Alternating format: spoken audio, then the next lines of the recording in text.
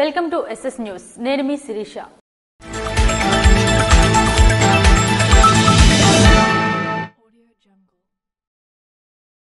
కార్మికులకు ఉపాధి కావాలని కోరుతూ హమాలీలు శనివారం పొర్లుదండాలు పెట్టి వినూత్నంగా ధర్నా నిర్వహించారు. హెచ్ఎల్ ఐఎంఎల్ డిపో కార్మికుల ఉపాధిని దెబ్బతీయవద్దని సిఐటియు జిల్లా అధ్యక్షులు సిహెచ్ అమ్మన్నాయుడు రాష్ట్ర ప్రభుత్వాన్ని డిమాండ్ చేశారు. రాష్ట్ర ప్రభుత్వం హెచ్ఎల్ ఐఎంఎల్ డిపోను విడదీసి టెక్కెలలో మరో మద్యం డిపో ఏర్పాటుకు ఇచ్చిన ఉత్తర్వులను వెంటనే రద్దు చేయాలని, కార్మికుల ఉపాధిని కాపాడాలని కోరుతూ AP beverage corporation HL IML depot వద్ద సిఐటియు ఆధ్వర్యంలో గత 4 రోజులుగా ఆందోళన చేస్తున్న హమాలీలు శనివారం పొర్లుదండాలు పెట్టి వినూత్నంగా ధర్నా నిర్వహించారు.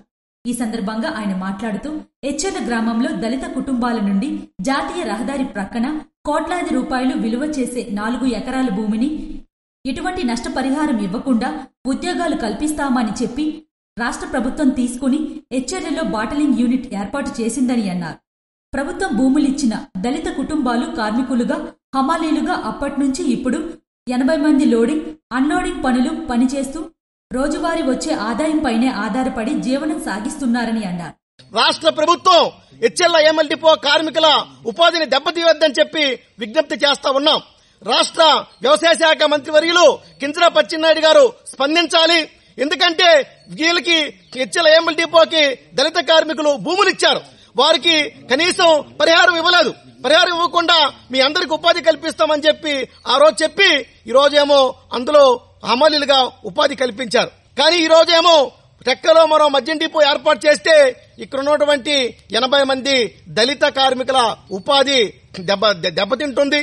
కాబట్టి ఈ ఉపాధిని దెబ్బతీయకుండా చూడాలని చెప్పి ఈ రోజు రాష్ట్ర ప్రభుత్వాన్ని మేము కోరుతా ఉన్నాం. ఇది హెచ్ఎల్ ఐఎంఎల్ డిపో అనేది సొంత డిపో, కానీ టెక్కల్లో మరో మద్యం డిపోని ఆ గొడవని అద్దె తీసుకొని అక్కడ సిబ్బంది నియమించి లక్షలాది రూపాయలు అదనంగా ప్రభుత్వం ఖర్చు తప్ప ప్రభుత్వానికి వచ్చేటటువంటి అదనపు ఆదాయం ఎటువంటి ఉండదు. మరో పక్క ఇక్కడ పనిచేస్తున్నటువంటి దళిత కుటుంబాల ఉపాధి దెబ్బతింటుంది.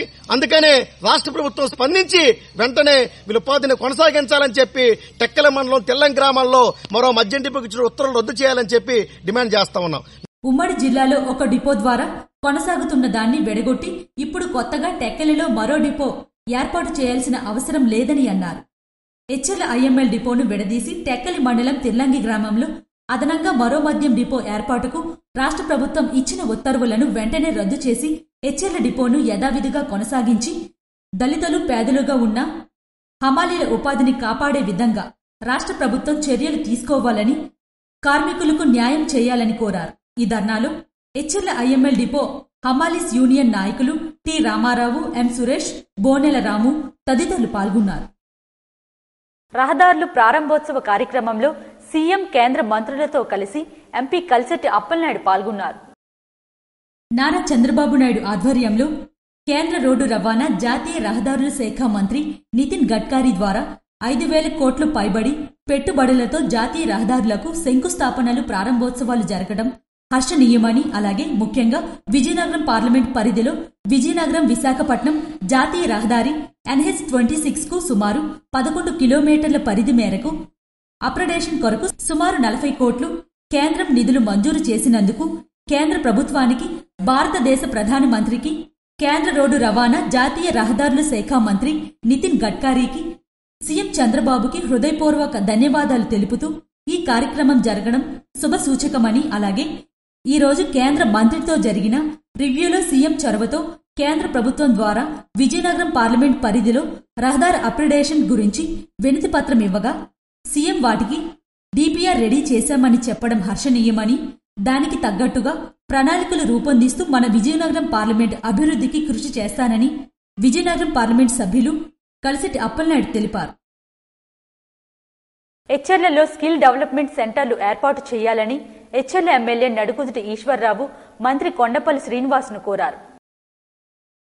హెచ్ఎల్ నియోజకవర్గంలో చదువుకున్న నిరుద్యోగ యువతకు ఉపాధి అవకాశాలు కల్పించేందుకు స్కిల్ డెవలప్మెంట్ సెంటర్ను ఏర్పాటు చేయాలని స్థానిక MLA Nadukuduti Eshwarrao MSME, NRI, సర్వ్ శాఖ మంత్రి, జిల్లా ఇన్ఛార్జ్ మంత్రి కొండపల్లి శ్రీనివాస్ను కోరారు.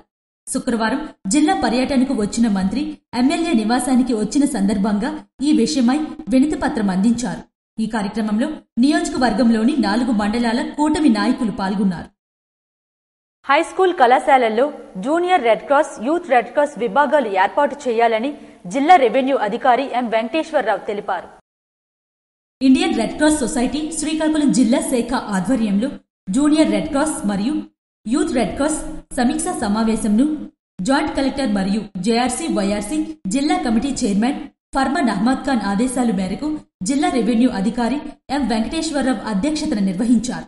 ఈ సందర్భంగా జిల్లా రెవెన్యూ అధికారి మాట్లాడుతూ ప్రతి హైస్కూల్ మరియు కళాశాలలో జేఆర్సీ వైఆర్సీ విభాగాలు ఏర్పాటు చేసి విద్యార్థుల్లో సేవాతత్వాన్ని పెంపొందించాల్సిన అవసరం ఉందని పేర్కొన్నారు. రెడ్ క్రాస్ ద్వారా చేపడుతున్న సేవా కార్యక్రమాలు యువతలో సమాజ సేవపై చైతన్యాన్ని తీసుకురావాలన్నారు. ఈ సమావేశంలో జిల్లా వైద్య శాఖ అధికారి, జిల్లా విద్యాశాఖ అధికారి, రీజనల్ ఇన్స్పెక్టర్ ఆఫీసర్, జిల్లా వొకేషనల్ విద్యాధికారి, గవర్నమెంట్ ఆర్ట్స్ తదితరులు పాల్గొన్నారు. నర్సన్నపేట ప్రభుత్వ పాఠశాలలో జిల్లా స్థాయి యోగా పోటీలను ఎమ్మెల్యే భగ్గు రమణమూర్తి ప్రారంభించారు. యోగా సాధన అనే ప్రక్రియ జీవితంలో ప్రతి ఒక్కరికి భాగం కావాలని ఎమ్మెల్యే భగ్గు రమణమూర్తి తెలిపారు. నర్సన్నపేట ప్రభుత్వ ఉన్నత పాఠశాలలో జిల్లా స్థాయి యోగా పోటీలను ఎమ్మెల్యే భగ్గు రమణమూర్తి ప్రారంభించారు. ఈ సందర్భంగా ఆయన మాట్లాడుతూ ప్రాథమిక స్థాయి నుండి యోగాను ఒక అలవాటుగా చేసుకున్నట్లయితే సంపూర్ణ ఆరోగ్యంతో పాటు రోగాలకు దూరంగా ఉండటం జరుగుతుందన్నారు. అయితే ఈవేళ యోగా అనేది నిత్య జీవితంలో ఒక భాగం అవ్వాల్సిన అవసరం ఉంది. యోగా అనేది మన భారతదేశ మూలాల నుంచే యోగా అనేది ప్రపంచానికి పరిచయం అయింది. మరి రాను రాను యోగా తాలూకా ప్రాముఖ్యతని మన గౌరవ ప్రధానమంత్రి గారు, మన గౌరవ ముఖ్యమంత్రి గారు ఈ ప్రపంచానికి ఇవాళ చాటి చెప్పి మరి వరల్డ్ రికార్డ్స్ లో కలిపి ఈవేళ మన ఆంధ్రప్రదేశ్ విశాఖపట్నం ఒక వేదిక అయ్యింది.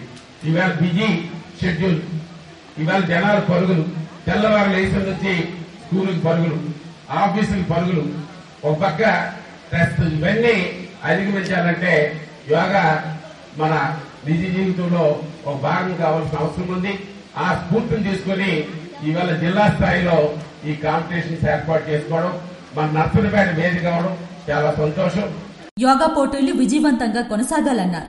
ఈ కార్యక్రమంలో నియోజకవర్గ సమన్వయకర్త బగ్గు అర్చన మరియు పట్టణ ముఖ్య నాయకులు, కార్యకర్తలు, పలువురు యోగా శిక్షకులు తదితరులు పాల్గొన్నారు. మహిళలను కించపరిచిన ప్రసన్న కుమార్ రెడ్డిని పలకరించడానికి వెళ్లిన జగన్మోహన్ రెడ్డి నిజస్వరూపం మరోసారి బయటపడిందని పలాస ఎమ్మెల్యే గౌతు శిరీష నిప్పులు చెరిగారు. మహిళలను కించపరిచిన ప్రసన్న కుమార్ రెడ్డిని పలకరించడానికి వెళ్లిన జగన్ రెడ్డి నిజస్వరూపం మరోమారు బయటపడిందని పలాస ఎమ్మెల్యే గౌతు శిరీష నిప్పులు చెరిగారు. పలాసలోని ఆమె కార్యాలయంలో శనివారం ఏర్పాటు చేసిన మీడియా సమావేశంలో ఆమె మాట్లాడారు. వరుసకు సోదరి అయ్యే ఎమ్మెల్యే ప్రశాంత్ రెడ్డిపై అనుచిత వ్యాఖ్యలు చేసిన ప్రసన్న కుమార్ రెడ్డిని పరామర్శించేందుకు వెళ్లిన జగన్ రెడ్డి నైతికత ఇట్టే అర్థమవుతుందన్నారు. ఇప్పటికే కోర్టు కూడా ఆయనపై అక్షంతలు వేసినట్లు గుర్తు చేస్తూ ఆయన నిజాయితీ నీతిని జగన్ రెడ్డి సాక్షి ఛానలే మాట్లాడాలని ఎద్దేవా చేశారు. నెల్లూరులో ప్రసన్న కుమార్ రెడ్డి గారిని పలకరించడానికి వెళ్ళిన జగన్మోహన్ రెడ్డి గారి నిజస్వరూపం, మహిళలకి ఆయన ఇచ్చే గౌరవం నిన్నటి సంఘటనతో ఇంకొకసారి కూడా రుజువైంది. వరుసకు సోదరి అయిన ప్రశాంతి రెడ్డి గారి మీద తన మాజీ ఎమ్మెల్యే మాట్లాడితే నిన్న ఆయన మీద కోర్టు కూడా మీరు ఇలాంటి మాటలు మాట్లాడకూడదు, ఆయన మీద కేసు పెట్టి కేసును విచారణ తీసుకుంటే ఆయన్ని పరామర్శించిన జగన్మోహన్ రెడ్డి గారి నిజాయితీ నీతుల గురించి ఆయనే మాట్లాడాలి, సాక్షి ఛానలే మాట్లాడాలి. అసలు రాజకీయాల్లోని ఇళ్లల్లో ఉన్న ఆడవాళ్ళని తీసుకొని వచ్చి అత్యంత అసభ్యకరంగా నీచాతి నీచంగా సోషల్ మీడియాల్లోని వాళ్ళ గురించి వ్యక్తిత్వాన్ని గురించి తప్పుగా మాట్లాడిన సంస్కృతి ఎవరితో స్టార్ట్ అయింది ఆంధ్ర రాష్ట్ర ప్రజలకి మేము ప్రత్యేకంగా చెప్పక్కర్లేదు. రాజకీయ రంగంలోని మహిళలపై అత్యంత అసభ్యకరంగా నీచాతి నీచంగా సోషల్ మీడియాలో వ్యక్తిపై హననానికి పాల్పడిన వైసీపీ నేతలను దహించారు. ఈ విష సంస్కృతి ఎక్కడి నుంచి మొదలయ్యిందో ప్రజలకు ప్రత్యేకంగా చెప్పక్కర్లేదని నిట్టూర్చారు. వైసీపీ గద్ద నెక్కినప్పటి నుంచి ఈ తరహా నీచ సంస్కృతి పెంచి పోషిస్తున్నారని దుయ్యబట్టారు. తమ ఎమ్మెల్యే చేసిన పనికి పరామర్శించడానికి సిగ్గుండాలని సంచలన వ్యాఖ్యలు చేశారు. వైసీపీ అధికారంలో ఉన్న 5 ఏళ్లలో రాష్ట్రంలో చేసిన అభివృద్ధి ఏముందని ప్రశ్నించారు. ప్రజావేదిక కూలదోతతో మొదలైన అరాచకాలు 5 ఏళ్ల పాటు కొనసాగించారని, ఇదేమిటని ప్రశ్నించే ప్రతిపక్ష నాయకులపై దాడులు చేయించారని, మీడియా సంస్థలను అణిచివేసేందుకు కుట్రలు చేశారని ఆగ్రహం వ్యక్తం చేశారు. 2019 నుండి ఇలాంటి ఒక నీచ సంస్కృతికి దారి తీశారు. ఈరోజు తన ఎమ్మెల్యే చేసిన పనికి పరామర్శ అంట. దేనికి పరామర్శ చేస్తున్నారండి? సిగ్గుండాలి. 5 సంవత్సరాల్లోని రాష్ట్రంలోని మీరు చేసిన అభివృద్ధి ఏమి చెప్పుకోలేక, ప్రజావేదిక కూలదోతతో మొదలైన మీ అరాచకాలు 5 సంవత్సరాలు ప్రతిపక్షాల్ని ప్రశ్నించే ప్రజల్ని, నిజాలు చూపించే మీడియాల మీద ఆంక్షలతోని అరెస్టులతో సాగిన మీ 5 సంవత్సరాల పాలనకి ప్రజలు మీకు చెప్పుతో కొట్టినట్టు 153 సీట్లతో గెలిచామన్న మీ గర్వాన్ని ఈరోజు 167 కన్నా ఇంకా నీచంగా ఓడిపోయి 11 సీట్లు మాత్రమే మీకు మిగిలిస్తే, కనీసం ఆ 11 సీట్ల కన్నా న్యాయం చేయడానికి అసెంబ్లీకి రాకుండా ఇంకా ఈ రోజు పాత బాటే పడుతూ అబద్ధాలతోని ప్రజల్లోకి వెళ్ళడానికి ప్రయత్నిస్తున్న మిమ్మల్ని చీకొట్టే రోజులు పోయి రేపు ఉదయం చెప్పులతో ప్రజలు కొట్టే రోజుకి మీరు తీసుకొని వస్తున్నారు. ప్రజలంతా ఏకమై చెప్పుతో కొట్టినట్టు 11 సీట్లకు పరిమితం చేసి గర్వభంగం చేశారన్నారు. అసెంబ్లీకి రాకుండా